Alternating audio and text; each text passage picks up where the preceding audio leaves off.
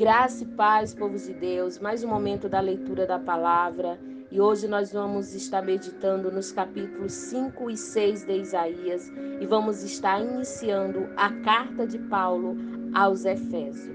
Capítulo 5 de Isaías, a plantação de uvas de Deus. Vou contar agora para o meu amigo uma canção a respeito da sua plantação de uva. O meu amigo fez essa plantação num lugar onde a terra era boa. Ele cavou o chão, tirou as pedras e plantou as melhores mudas de uva no centro do terreno. Ele construiu uma torre para o vigia e fez também um tanque para esmagar as uvas. Esperava que as parreiras dessem uvas boas, mas deram somente uvas azedas. Agora o meu amigo diz: moradores de Jerusalém e o povo de Judá, diga se a culpa é minha ou da minha plantação de uva. Fiz por ela tudo o que podia. Então, por que produziu uvas azedas, em vez de dar uvas doce que eu esperava? Agora eu lhe digo o que vou fazer com as minhas plantações de uva. Vou tirar a cerca e derrubar os muros que a protegem. Vou deixar que os animais invadam a plantação e acabe com as parreiras. A plantação ficará abandonada, as parreiras não serão podadas e a terra não será cultivada. O mato e o espinheiro tomarão conta dela. Também darei ordem às nuvens para que não deixem cair chuva na minha plantação. A plantação de uvas do Senhor Todo-Poderoso, as parreiras de que ele tanto gosta, são o povo de Israel e o povo de Judá. Deus esperava que eles obedecessem a sua lei, mas ele os viu cometendo crime de morte. Esperava que fizesse o que é direito, mas só ouviu as suas vítimas gritando por socorro. As maldades são condenadas. Ai de vocês que compram casas e mais casas, que se tornam donos de animais e mais terrenos. Daqui a pouco não haverá mais lugar para os outros morarem, e vocês serão os únicos moradores do país. Ouvi o Senhor Todo-Poderoso dizer isto: as grandes e belas mansões serão destruídas, e ninguém ficará morando nelas. Eu alquerei de parreiras, dará somente uns 20 litros de vinho e 100 quilos de semente. Produzirão somente 10 quilos de trigo. Ai dos que passam o dia inteiro bebendo cerveja e vinho, desde a madrugada até tarde da noite, e ficarão completamente bêbados. Nas suas festas, há música de harpas e de lírias, de pandeiros e de flautas, e muito vinho para beber. Eles não se importam com os planos de Deus, o Senhor, e nem levam em conta o que está fazendo. Portanto, por causa da sua desobediência, o meu povo será levado prisioneiro para fora do país. O povo e as autoridades morrerão de fome e de sede. O mundo dos mortos, como se fosse uma fera faminta, abrirá sua boca enorme e engolirá o povo e as autoridades, toda essa gente que vive nas farras e nas orgias. Todos ficarão envergonhados e os orgulhosos serão humilhados. Mas o Senhor Todo-Poderoso fará o que é direito e assim mostrará a sua grandeza.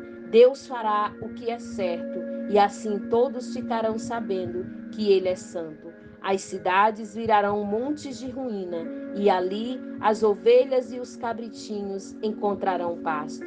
Ai dos que se amarram aos seus pecados com mentiras, eles andam arrastando a sua maldade como quem puxa um carro e dizem que Deus se apresse e faça logo o que vai fazer, para que nós fiquemos sabendo o que é, que o Santo Deus de Israel realize depressa os seus planos para que nós possamos conhecê-lo. Ai dos que chamam de mal aquilo que é bom, e os que chamam de bom aquilo que é mal, que fazem a luz virar escuridão, e a escuridão virar luz, que o que fazem o amargo ficar doce e o doce ficar amargo. Ai dos que achas que são sábios, dos que pensa que sabe tudo.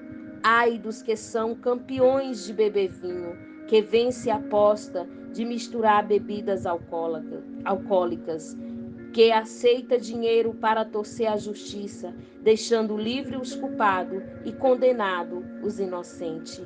Deus castigará o seu povo. Portanto, assim como o fogo queima a palha e as chamas acabam com a grama seca, assim também vocês desaparecerão. Serão como plantas cujas raízes ficam podres e cujas flores são levadas pelo vento, como se fosse pó. Pois vocês desobedeceram as leis do Senhor Todo-Poderoso e desprezaram os mandamentos do Santo Deus de Israel. Por isso o Senhor ficou irado com o seu povo. Ele levantou a mão e castigou. As montanhas tremeram e os corpos dos mortos ficaram largados nas ruas como lixo. Mesmo assim, a ira de Deus não passou. A sua mão continua levantada para castigar. O Senhor levanta uma bandeira para chamar uma nação que fica lá no fim do mundo como um assobio. Ele chama o povo daquele país distante e eles vêm correndo com muita rapidez. Nenhum dos seus soldados se cansa ou tropeça, nenhum cansa ou dorme. Eles estão preparados para lutar. Os cinturões estão bem apertados e as tiras das sandálias não se arrebentam. As suas flechas são profundas e os seus arcos estão prontos para atirar. Os cascos dos seus cavalos são duros como pedra e as rodas dos seus carros de guerra parecem redemoinhos. Esses soldados rugem como leões ferozes, que matam um animal e, rosnando, o arrasta para um lugar onde ninguém o pode arrancá-lo deles. Quando chegar aquele dia, esse povo rugirá como o mar contra o povo de Israel. Se alguém olhar para a terra, verá somente escuridão e tristeza, e nuvens negras escondendo a luz. Capítulo 6 de Isaías. Isaías é chamado para ser profeta. No ano em que o rei Uzias morreu, eu vi o Senhor sentado num trono alto e elevado. O seu manto se estendia pelo templo inteiro, e em volta dele estavam serafins. Cada um deles tinha 6 asas. Com 2 eles cobria o rosto, e com 2 cobria o corpo, e com outras 2 voavam. Eles diziam em voz alta uns para os outros: Santo, Santo é o Senhor, Todo-Poderoso. A sua presença gloriosa enche o mundo inteiro. O barulho das vozes do serafim fez tremer os alicerces do templo, que foi ficando cheio de fumaça. Então eu disse: Ai de mim, estou perdido, pois os meus lábios são impuros, e moro no meio de um povo que também tem os lábios impuros. E com os meus próprios olhos vi o Rei, o Senhor Todo-Poderoso. Aí um dos serafins voou para mim, segurando um ternaz, uma brasa que havia tirado do altar. Ele tocou a minha boca com a brasa e disse: Agora que esta brasa tocou seus lábios, as suas culpas estão tiradas e os seus pecados estão perdoados. Em seguida, ouvi o Senhor dizer: Quem é que eu vou enviar? Quem será o nosso mensageiro? Então respondi: Aqui estou eu, envia-me. Aleluia. O Senhor Deus disse: Vá e diga ao povo o seguinte: vocês podem escutar o quanto quiserem, mas não vão entender nada. Podem olhar bem, mas não enxergarão nada. Isaías, faça com que esse povo fique com a mente fechada, com os ouvidos surdos e com os olhos cegos, a fim de que não possa ver e nem ouvir e nem entender. Pois se pudesse, eles voltariam para mim e seriam curados. Até quando isso vai durar? Eu perguntei.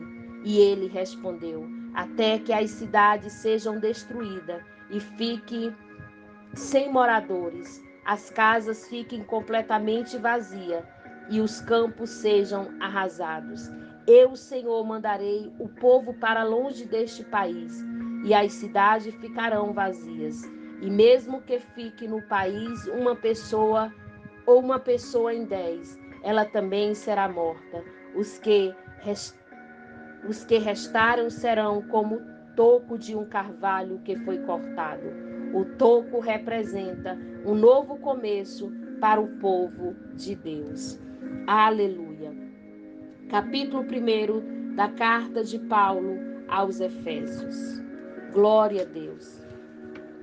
O tema central desta carta é o propósito eterno de Deus. Jesus Cristo é a cabeça da igreja